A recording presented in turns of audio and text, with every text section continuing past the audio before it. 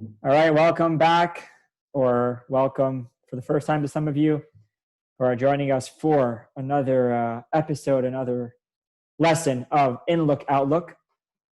Inlook Outlook is a collection of, it's a mini series of three different classes of insights of the Lubavitcher Rebbe in his personal correspondence, which, as we mentioned last week, it's really a magnificent treasure of correspondence. The Rebbe, I was just reading that the Rebbe was at one point second in the United States in personal correspondence, second only to the President of the United States. So he was getting a lot of mail, and he took it very seriously. He took his mail very seriously, not because it's all he did. He also happened to be leading a huge international movement and spending several nights a week with personal visitors, etc. But he took his mail very seriously because he was dealing with real life issues with real people who weren't just writing for fun. They were really pouring out the depths of their hearts in very personal and real situations. And the Rebbe was addressing each of these individuals in a very serious way. As a matter of fact, at one point, the Rebbe was getting 400 plus letters per day, and people in his staff were trying to help him with the burden. So one of them suggested that they use a rubber stamp for signatures, which was being used by presidents of the United States. It wasn't public knowledge yet that presidents were using what's it called, the auto pen. It's been used since President Truman, but it wasn't well known yet. And the Rebbe refused to use it. He said, I'm writing to people's real life issues. I'm not signing it with a rubber stamp. Not only that, he wouldn't even open the envelopes with a machine. Someone once bought the Rebbe a machine that would open up the envelopes instead of manually, tediously opening each envelope, and brought the machine to the Rebbe. And he said, I'm not going to use it. And I'll tell you why. Because some people, they seal their envelope closed with their tears. If they're pouring out their hearts with a real life challenge and they seal the envelope with their tears, I don't know if the Rebbe meant literally or figuratively, but if they're sealing the envelopes with their own tears, I'm not going to have a machine open it. So the Rebbe put a lot of time and effort into these letters. And the letters are not copy-paste. Each one's unique. But there are some common themes that you can see in these letters. And one of these themes, which is really important, is that the Rebbe does not view Torah as a history book. Torah is not a book of stories, of beautiful stories, which can be inspirational or it can be, of profound historic influence in our people. Those are all true. But Torah primarily, in the Rebbe's view, is a way of life. As a matter of fact, the word Torah, the Hebrew word Torah, etymologically, comes from the root of hora, which means guidance. The Torah at its core is best defined as a book of guidance, guiding us in our day-to-day life. And Torah is eternal, and it's guiding us in our day-to-day life in 2020, and it was guiding us in our day-to-day life in previous years. That's what it is primarily. It's a way of life. And the Rebbe really viewed Torah that way in his letters. So very often, the Rebbe will be kind of merging Torah messages and Torah values and applying them to somebody's real day-to-day life. So we're going to take a look today at another letter. Last week, we looked at a letter we called it Displaced. How the Rebbe was talking about the advantages of being outside your normal social setting. Today's letter is different. Today's letter is, the class is called Can We Change Reality? And the Rebbe is addressing someone who apparently had some sort of personal, they were feeling down, dejected. We don't have the person's letter. All we have is the Rebbe's letter. The Rebbe's secretaries would keep copies of all the letters the Rebbe sent out, but they wouldn't keep copies of the letters that were sent to them. Those were private. So we don't have the person's letter, but we have the Rebbe's letter, and we can infer from that letter what was going on. And you'll see in this letter, as in other letters, a few things which are really special how, the empathy combined with really believing in the person and empowering them to be better than they are. We'll see more about that soon as we read the letter. So I'm going to share a PowerPoint and we'll follow along on the letter. So I think there you have it. Yeah. Okay, so there's the PowerPoint. Present it. All right. So here's the PowerPoint. And there it is. Okay. So we are going to follow along this PowerPoint and we'll read the letter together. So it's actually a pretty long letter, this one. It's several paragraphs long. So what we'll do is first we'll read the entire text and then we'll go back to it and kind of analyze it, discuss it section by section. So just bear with me here, follow along on the screen. We're going to go through the entire text and then we will discuss it. So the letter is from 1956, September 18th, 1956, which in the Hebrew calendar was the 13th of Tishrei in the Hebrew year 5717. The 13th of Tishrei is actually right in between Yom Kippur and Sukkot. There's only a few days in between, and this letter was written at that point. So Brooklyn, that's where it's coming from. Greetings and blessings. In response to what you write regarding your state of mind. So this letter was written originally in Hebrew, but it's translated here. And it was written to somebody whose first language was apparently Russian, because at certain points in the letter, the Rebbe, in parentheses, writes words in Russian, which were, I guess, more familiar for this person. The Rebbe was fluent in many languages. So here it is. There are realities that exist outside of a person. There are also internal realities within a person.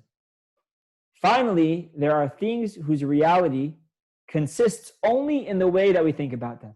So that's three types of realities, which we'll break down soon. Continuing, at first glance, it may seem that because these thoughts are real, it makes no difference what the source of their reality is. But the truth is otherwise.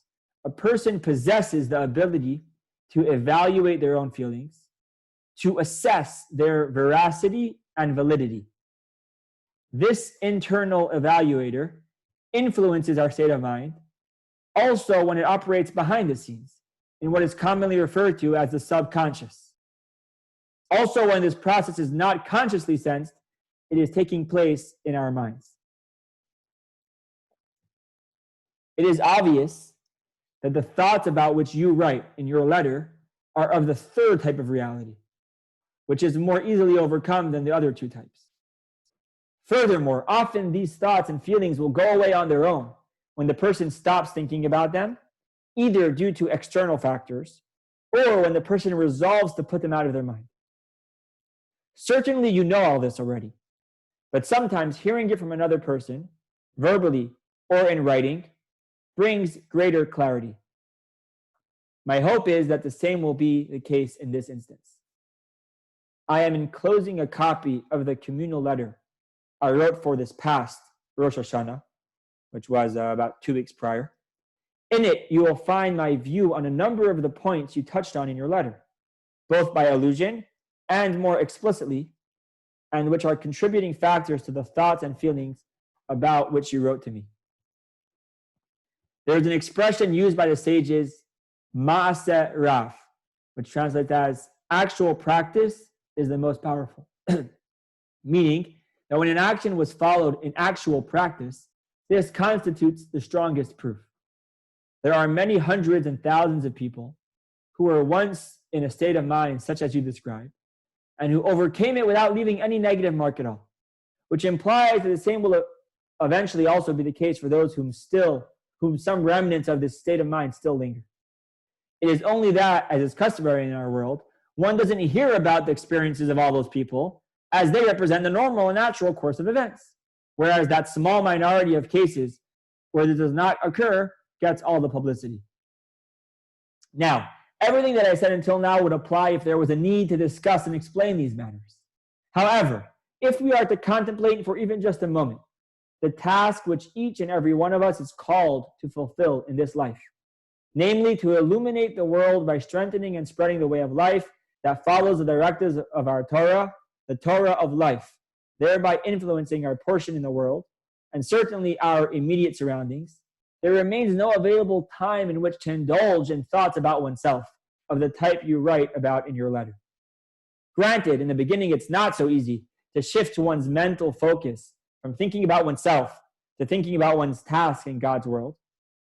But each time we do it, the shift becomes easier, especially when one does it joyously.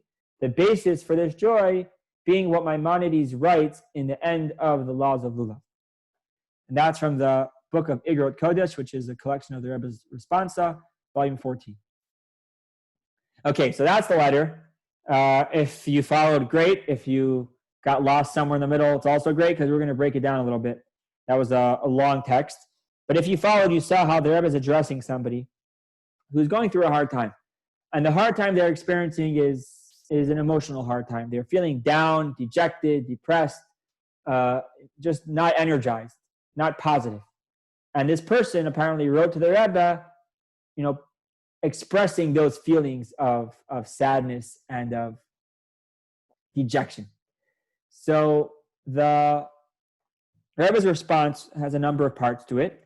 The first thing the Rebbe says is that we have to recognize the fact that there are different types of realities. Reality is, of course, it's reality, and that's what determines how we're going to respond, because we're always responding to some sort of reality. But not all realities are created equal. There are different types of realities. So what are the three types of realities the Rebbe says? The first is external realities. Things that are objectively happening. They're happening, nothing to do with me. They're not part of my experience. They're just happening. So, for example, if there's a hurricane raging outside, that hurricane is not part of my experience. That hurricane is happening.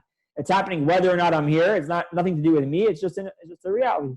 If there happened to be, let's just imagine this pandemic going around, shutting down the world's economy. Imagine that. So that's also an external reality. That's not something which is happening as part of my own experience. That's an objective reality which exists.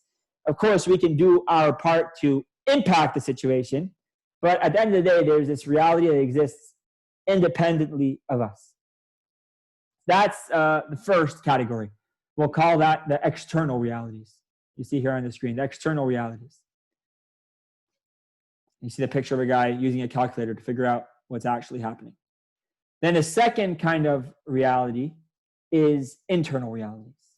So meaning there are things that exist, they actually exist, but they're existing inside of us. So our own talents, our own abilities.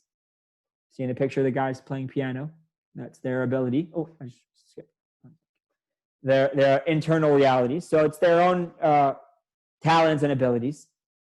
Now, these realities are obviously more subjective than what's happening outside ourselves. And our ability to change these internal realities is, of course, greater. But still, they're real phenomena, and it will often require a sustained effort on our part to affect changes in this area. Now, the third category is realities of perception. It's about how we view things, and two people can be looking at the same thing with very different perceptions, as is evident in that picture there. So realities of perception are perhaps the most important in this conversation, because these are things that are entirely the product of how we think about them. Two people can be seeing the same situation. One can see great opportunities, and the other can see great risk. And the first person is excited, and the second person is going to be anxious and fearful, because the realities they are experiencing is the product of how they're perceiving and how they're thinking about these circumstances. And this type of reality is the type that we're most able to change. So we have the external realities which exist outside of us, and those we can't do much about. We can do a little bit to impact them, but those are things that exist outside of us. There are the internal realities, which is the things that we're good at, things we're not so good at, things we like, things we don't like, but those are realities inside. Then there are things which are just about how we're perceiving things. So a common perception, or I might say a common misconception, is that who cares where it's coming from? If you feel it, it's real. A common rule in some schools of psychology. If you feel it, it must be real.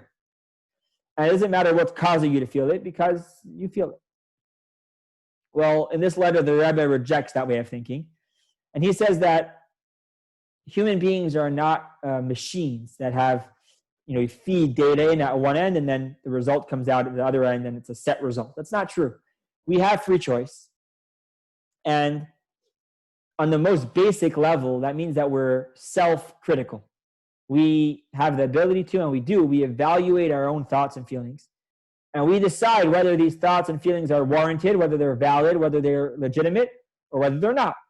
And if we decide they're not, then we can change the way we think and feel about something. I was just recently listening to a podcast about the raid in Entebbe. If you're familiar with it, it happened, I think it was in 76. So that's sort of almost 45 years ago, when terrorists took a few hundred hostages, mainly Israelis, on an Air France flight and diverted them to Entebbe in Uganda. And we're holding them hostage in exchange for demands. And the Israeli army performed what's one of the most daring and successful, heroic rescue missions. So I was listening to a podcast of them describe it. It was very interesting. It was just the anniversary of that miracle. So one of the people describing what happened is one of the pilots of the planes. They had huge planes, Hercules planes, which are huge cargo planes. And on the way back, leaving Entebbe, leaving the airport, after the pretty much successful mission, I mean, he had hundreds of 102 hostages in the back of the plane, plus all the many commando unit soldiers, and they were taking off in pitch black, total pitch black. The runway was totally dark, and he describes that they're taking off using these little night vision goggles. And when they're about 150 or 200 feet in the air, he said he experienced the worst vertigo he ever experienced. Vertigo is when a pilot has this feeling, this perception that up is down and down is up. And it's very dangerous because if they trust their own feelings, they can easily flip the plane and crash, God forbid. And they're trained again and again that when you experience vertigo, ignore all your senses, ignore your feelings, ignore what you are perceiving as reality, and just trust your dials, trust what the instruments are saying. They're much more accurate than a person can be. So he describes how they're barely 200 feet in the air with this precious cargo, and he's experiencing this terrible vertigo. And he said he couldn't handle it. He jumped out of the driver's seat and he yelled to his assistant pilot to take him over. And the other guy jumped in and took over. But I'm bringing that into the discussion here just to bring out the idea of vertigo, which is when you're perceiving something and you're sure it's real. You're 100% sure that what's happening there is what you're seeing and what you're feeling is real. But it's not real. It's not true. It's not what's actually happening. It's not a good indicator of the objective outside of reality. So this person can think that down is up and up is down.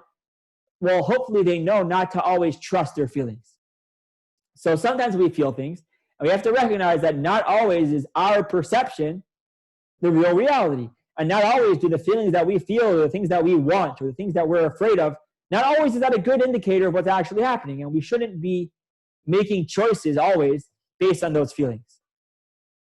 So there's this evaluation process of determining, of self-evaluating, of being self-critical about our own perception and deciding whether these are real, legitimate feelings, they're real indicators of reality, or whether they're the kind that has to be ignored, much like that pilot experiencing vertigo.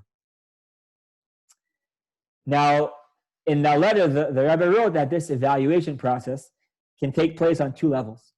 It can take place on a conscious level, which is the ideal. We can be deliberately examining the validity of our thoughts and feelings.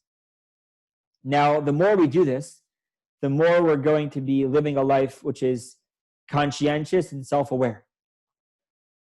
But even if we're not doing it, we have this ongoing subconscious process of self-evaluation, which our inner judge is deciding which thoughts and feelings they're going to endorse and which thoughts and feelings are going to be ignored. So in this letter, the Rebbe is telling the person who's, again, complaining or just communicating about the dejection that he's feeling. So the Rebbe points out to this correspondent that most likely the feelings that are being communicated in that person's letter are the third type of reality, meaning they're not external realities, they're not internal realities, they're the product of how this person is seeing and thinking about the situation. So therefore, these feelings can be overcome. So one way to do this is to change our perception, because we can choose to change and reject these feelings. But actually, the Rebbe adds there's a simpler way of ridding oneself of thoughts of dejection and despair. Besides for trying to change our perspective, a very simple thing, and I'll jump back to the letter so we can see that. Bear with me on the screen. I'm going to just skip back to... Okay, so here. So I'm in the first paragraph here. Furthermore, often these thoughts and feelings will go away on their own when the person stops thinking about them, either due to external factors or when the person resolves to put them out of their mind. So sometimes the way to get rid of these feelings and these thoughts is simply not to think about them, which is very counterintuitive, because we always feel like if there's something going on in my mind, I have to deal with it and talk about it and work it through. And there's truth there's a place for that. But very often, if they're not healthy thoughts, just don't think them. And it sounds it sounds impossible, really. But the point here is that when we choose to think about them, we're actually strengthening them.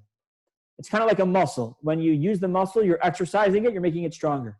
The more we engage in these thoughts, then the stronger they become and the more difficult it is to deal with them. So sometimes we have to deal with them. We have to work through them and talk them through if they're more legitimate.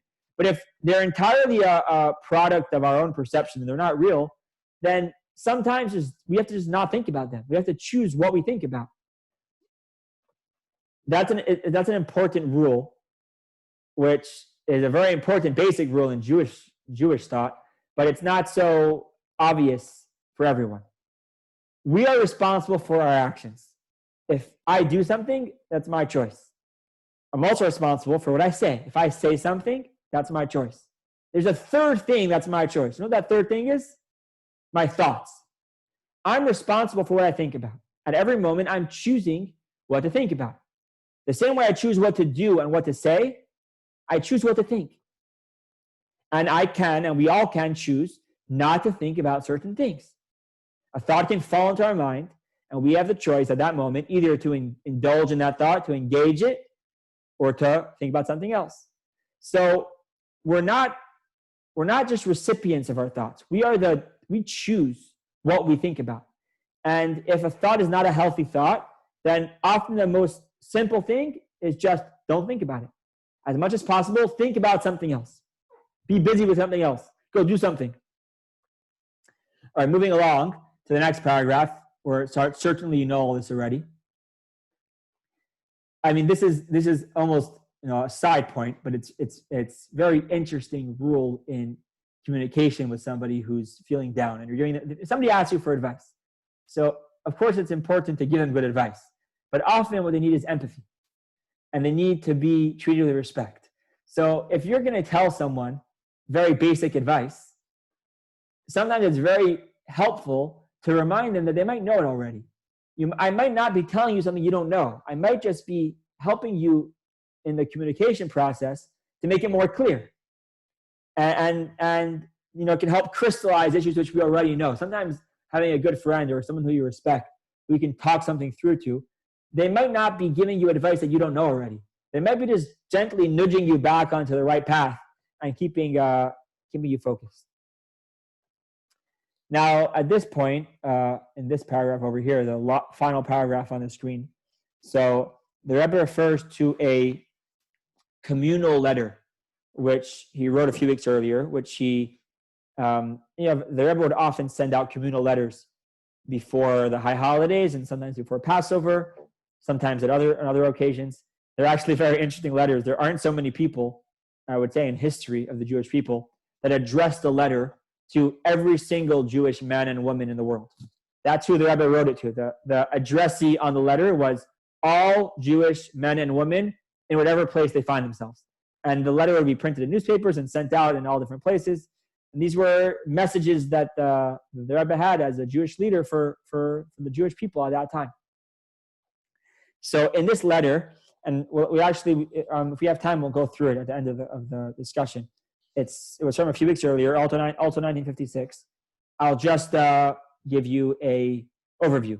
So basically, the point the Rebbe makes in a nutshell is that we often look at the good and the bad in ourselves, the good and bad in the world, the good and bad in general that exists as competing forces. And sometimes the good outweighs the bad. Sometimes the bad seems to outweigh the good. And we kind of feel like it's an even battle. And when the bad is winning, we can feel very discouraged, very despair. I think that nowadays a lot of people are feeling that way about politics, everyone with their own views, but because it's becoming so polarized, people are feeling very despaired and dejected. And it can lead to feelings of discouragement, because when we see things that we perceive as bad that are becoming stronger and becoming more of a threat to what we know is good, then that can lead to feelings of discouragement. In that communal letter before Rosh Hashanah, the Rebbe makes a very novel point, very almost spiritual point. What the Rebbe says is that God created the world. God is good. The world is heading in a direction of goodness. So listen to this. Every good thing that happens is eternal. Every good deed, it gets added to the collective goodness of existence, and it stays forever. Anything bad is a temporary concealment of that essential goodness.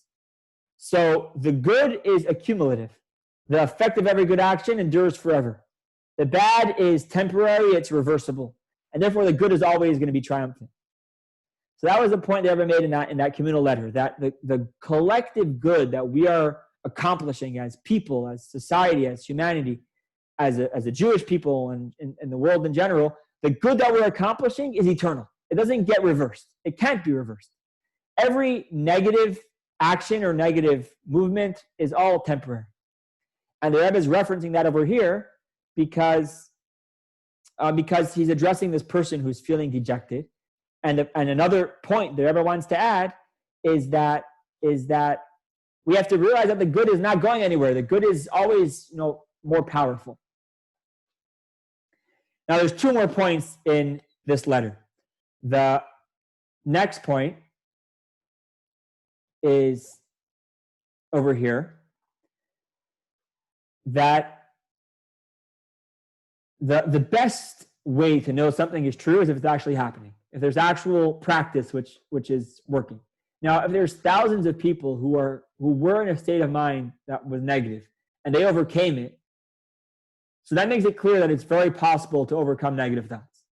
But there's a reality which is a pervasive reality when it comes to journalism and news.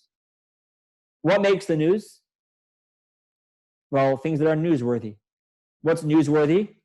Things that are somewhat unusual, right? No one's going to ever report on the news that the sun rose today in the east, even though the sun rising happens to be a very extraordinary feat. And if you watch it, you'll be very inspired and mesmerized. And if you meditate about it, you might be very inspired. But it's not news because it happens all the time. What defines news is things that are unusual occurrences. So there's no news every time someone safely flies in a plane, even though it happens millions of times each year. Well, maybe less nowadays because no one's flying, but it happens very often. What makes the news is when, God forbid, there's an issue and a plane has to either make an emergency landing or, God forbid, there's an accident. That's newsworthy because it's unusual. So we hear about people that are, God forbid, committing suicide or really suffering and doing crazy things.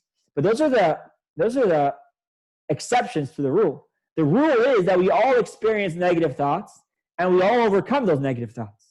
And that empowers somebody who's feeling down. And every single one of us, at a certain point in our life, either did or will feel very down. That's just That's the reality of a human being's experience. We all can relate, I'm sure, and we all know people that can relate. That's just life. We feel down. At those times that we're feeling down, what do we have to remember? We're not the first one to feel down. Everyone feels down. And the normal human experience is to feel down and overcome it. The unusual human experience is to feel down and go nuts. And that's what makes the news. But we're not going nuts. We're okay. So that's an important point which Rebbe makes here, that the normal and natural course of events does not get publicity. Now, the final point here is actually, I would say, the most novel. The biggest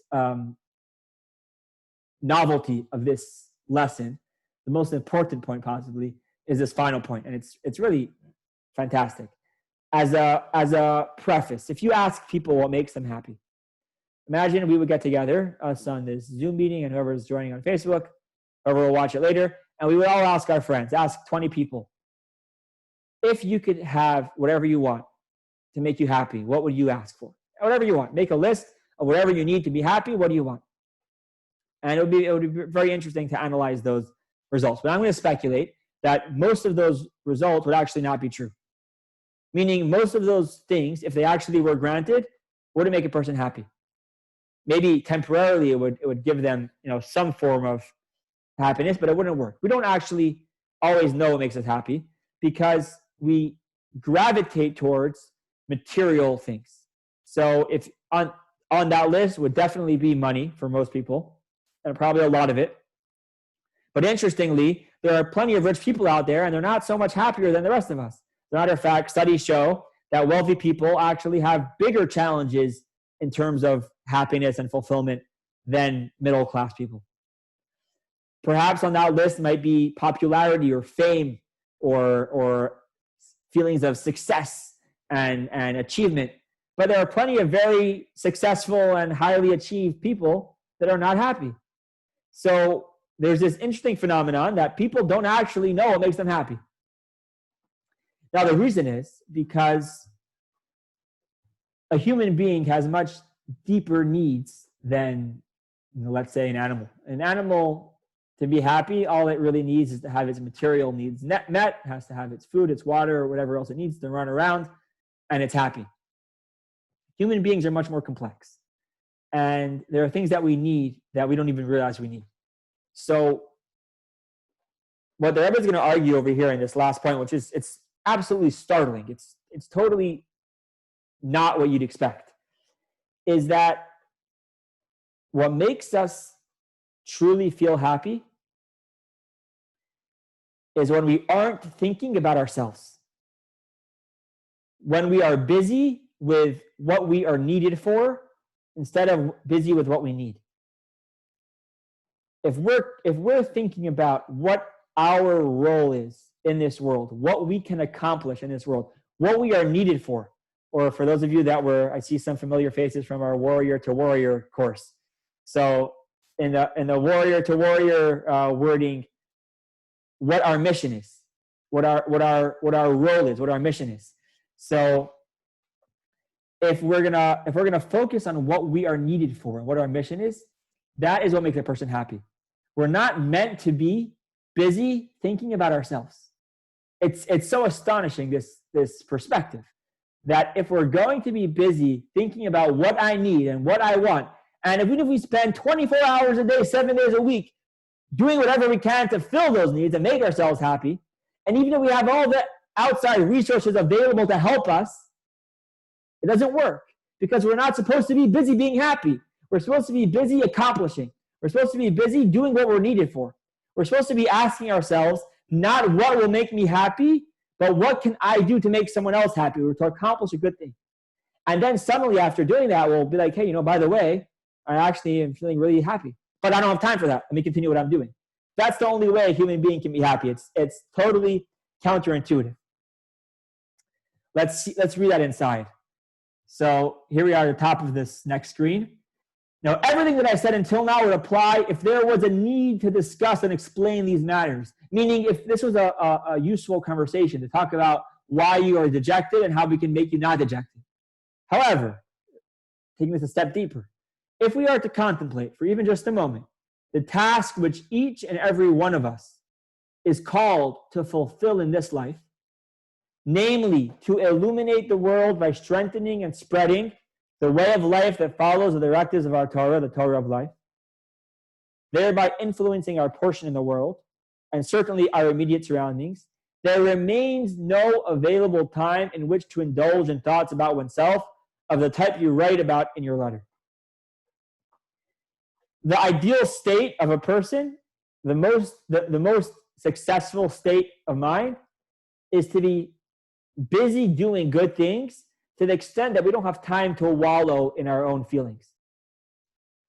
It doesn't mean that we can't be aware of our feelings. It doesn't mean that there's never a place for communicating those feelings to people who we trust and care about and confide in. That has a place. But as a general rule, the more we're going to be involved in activism, but not activism for just anything. Activism for spreading goodness in the world. And the way the Rebbe words it here is, of course, the most central source of goodness is a way of life that follows the directives of our Torah, which is called the Torah of life. As I mentioned at the beginning of our discussion, the Torah is not a history book.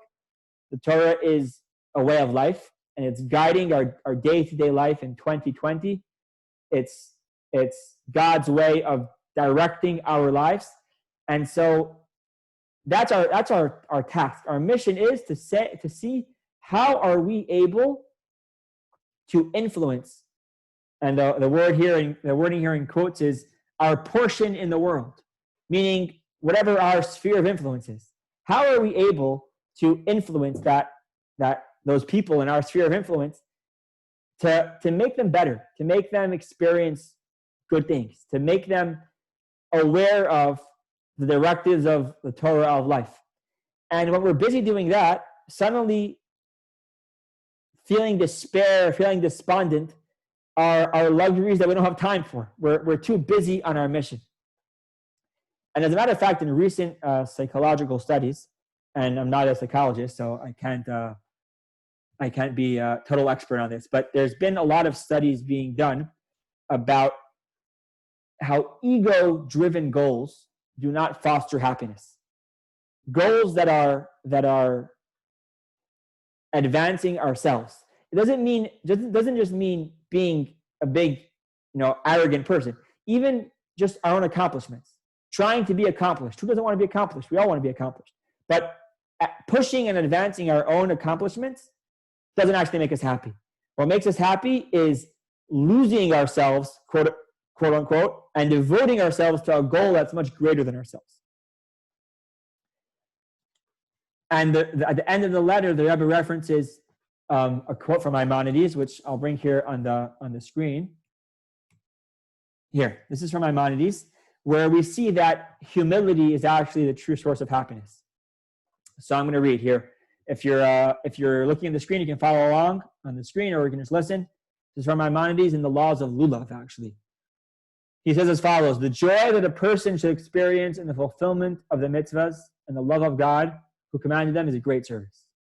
One who is haughty, according honor to themselves and elevating their self-estimation in these situations, is a sinner and a fool. But one who humbles themselves and makes light of their own person in these situations that's a typo. I guess it's truly a great person, worthy of honor, who serves God out of love. Thus, David, king of Israel, declared, I will hold myself even more lightly esteemed than this, and be humble in my eyes. I'll give you the background of that quote in a moment. For there is no greatness or honor other than rejoicing before God. As it is stated, King David was whirling and leaping before God. So if you see over there's two quotes from Samuel near each other. And let me give you that story. So in the book of Samuel, it's describing how the ark from the temple had been captured by the Philistines. This is in times of King David, so it's a few thousand years ago, about 3,000 years ago or so, and just under that. And the ark was captured by the Philistines, and after many years of being there, the ark was being returned. There had been, it's a long story, there had been a lot of suffering that came to the Philistines as a result of their illegally holding on to the ark. They were having all different sorts of issues. So they realized that the cause is the ark they weren't supposed to be having. So they brought it back. When it came back, the Jews were, of course, very happy. They all went out in a procession to greet the ark. And King David, who was at the time the king, went ahead of the procession. And he was dancing. And he was, like it says, he was whirling and leaping. He was making flips and dancing and whistling and singing. And, of course, it was a great display of joy, but it wasn't exactly very royal. It's not how you expect kings to behave. Kings are supposed to be always very proper and very composed. Now, King David's wife was the daughter of a previous king, King Saul. Her name was Michal, and she was used to this standard of royalty, of composure, of calmness, of self-respect.